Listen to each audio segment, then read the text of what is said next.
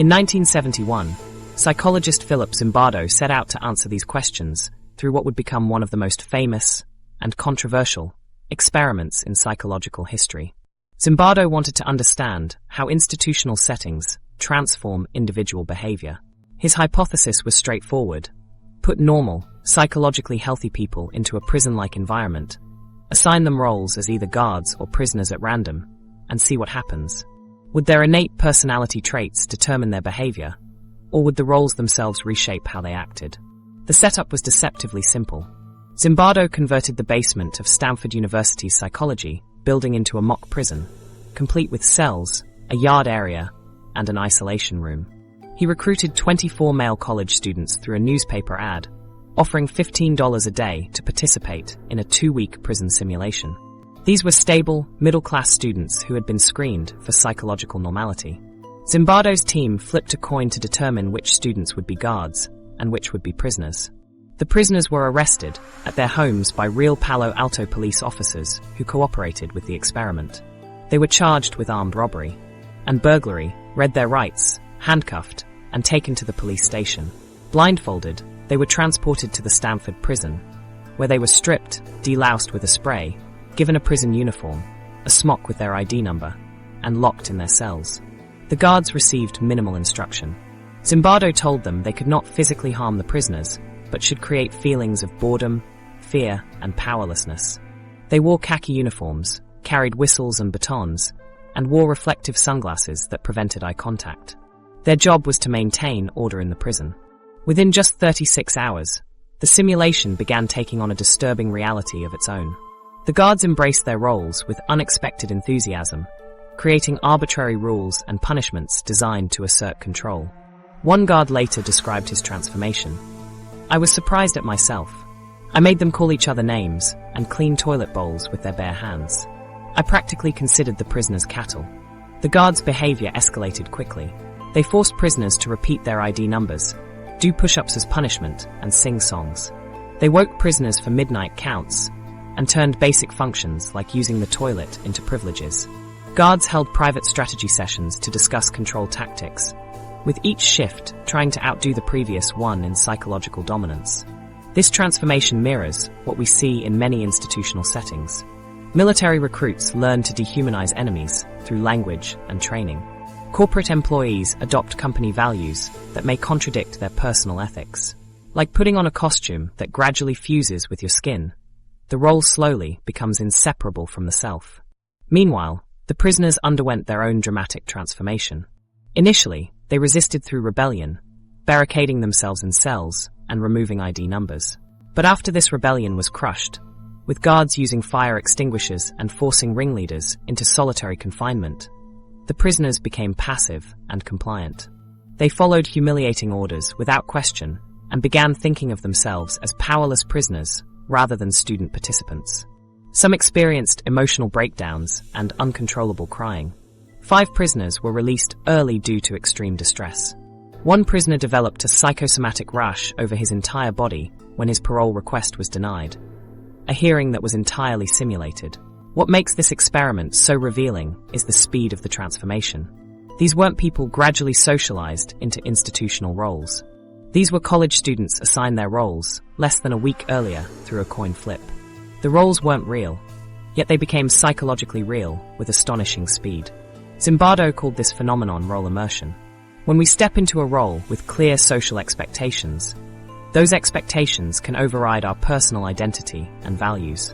The uniform, the setting, the language used, all create a psychological reality that feels more immediate than our prior self-concept. A hospital nurse once described her transformation. "I came in idealistic, wanting to connect with each patient. By the end of the week, I was referring to people by their conditions, the appendectomy in room 4. It scared me how quickly I adopted the emotional distance I had criticized during nursing school." The Stanford Prison Experiment was stopped after just 6 days, less than half its planned duration. Christina Maslach, a graduate student who visited, was horrified by what she saw and confronted Zimbardo. This forced him to recognize how the simulation had spiraled out of control and how he himself had become immersed in his role as prison superintendent. The experiment has faced significant ethical criticism and could never pass an ethics review board today. Critics have questioned its scientific validity. French researcher Thibault Le Texier argued that the experiment was carefully manipulated to produce predetermined results, suggesting it lacked proper scientific rigor. Despite these valid concerns, the psychological insight remains powerful. Roles carry psychological weight. They shape perception, behavior, and identity. The line between playing a role and becoming that role is thinner than we like to believe. How did college students transform into brutal guards? The power of role expectations created a new psychological reality where cruelty became normalized as part of the guard identity. The uniform, the sunglasses, the baton, these weren't just props but psychological tools that facilitated a profound shift in self-perception. This understanding of role immersion connects directly to our next psychological mechanism. If roles can reshape reality so dramatically, what happens when we use language to reshape how we categorize other human beings? The process of dehumanization takes role-based behavior to its ultimate extreme, redefining who counts as fully human and therefore worthy of moral consideration. The language of separation, dehumanization's dark power. How does changing what we call people change how we treat them? This question has haunted me since I first studied the role language played in some of history's darkest moments. Words aren't just labels. They're cognitive frameworks that shape how we perceive others and what actions we consider acceptable toward them. Dehumanization works as a psychological mechanism that enables harm by removing normal moral concerns. When we categorize someone as less than fully human, we no longer feel obligated to treat them with dignity and care. Our brains literally process them differently. This feature of normal human psychology can be activated under certain conditions by anyone. I remember standing in the Holocaust Museum in Washington, D.C., staring at Nazi propaganda posters depicting Jewish people as rats scurrying through sewers. These explicit recategorizations placed an entire group outside moral consideration. Nazi propaganda systematically portrayed Jewish people as rats, and ungezifa, vermin, stripping them of human dignity. This language prepared ordinary Germans to accept increasingly severe persecution. This pattern repeats in Rwanda, where Hutu radio broadcasts labeled Tutsis cockroaches before the 1994 genocide. Stations like RTLM instructed listeners to cut down the tall trees, code for killing Tutsi people. This psychological preparation made mass killing possible by ordinary citizens who had previously lived alongside their victims. Dehumanizing language functions much like peeling labels off canned food. It strips away identity, leaving only the contents to be processed, consumed, or discarded. Once the identifying markers of humanity are removed, what remains can be treated as a mere object or resource. Neuroscience research reveals that when we view someone as fully human, our medial prefrontal cortex, an area associated with social cognition, activates differently than when viewing someone we've dehumanized. We process dehumanized others more like objects than people. This neurological shift directly connects to how everyday language in workplaces, healthcare, and politics can subtly erode our perception of others' humanity. These findings explain why normal people commit acts they would otherwise find unthinkable. The dehumanization process bypasses brain circuits involved in empathy.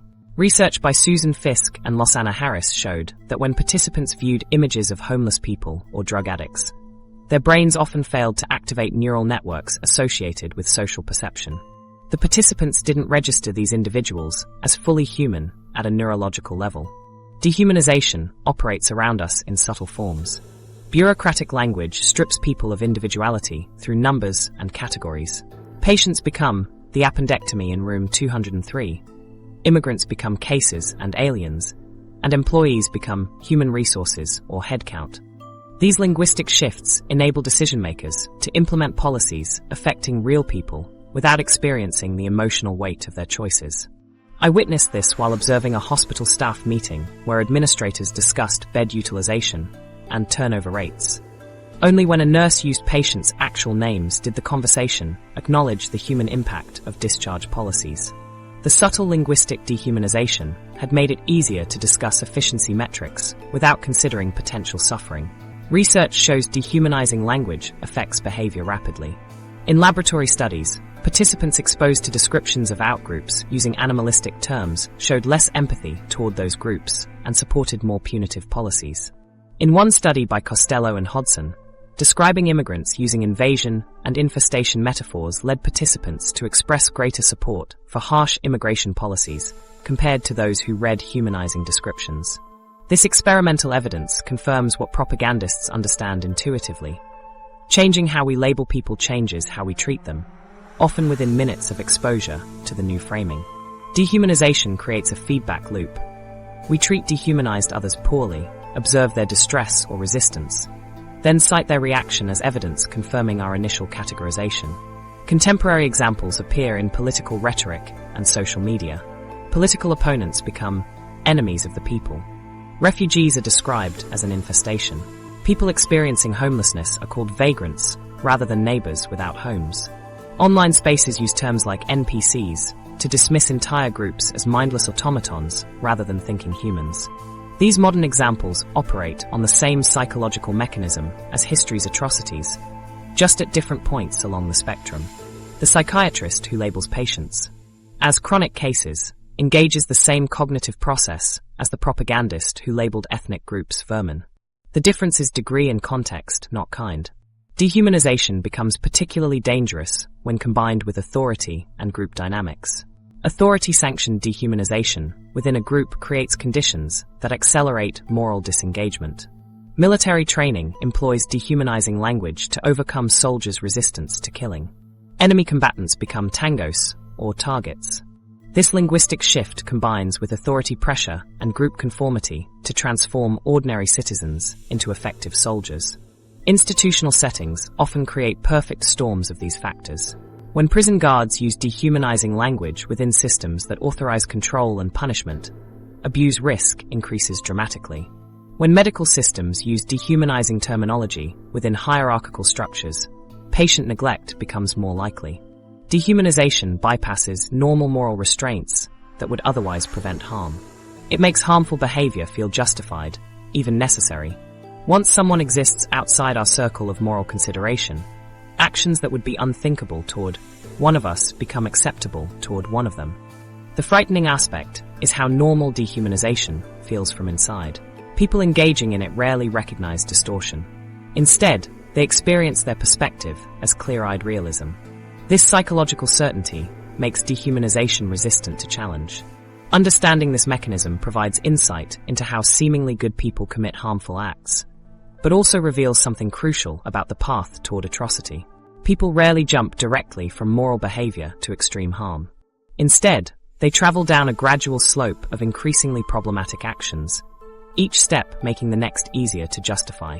This process of incremental moral disengagement connects directly to our next psychological mechanism, the slippery slope that turns small steps to unimaginable acts into major moral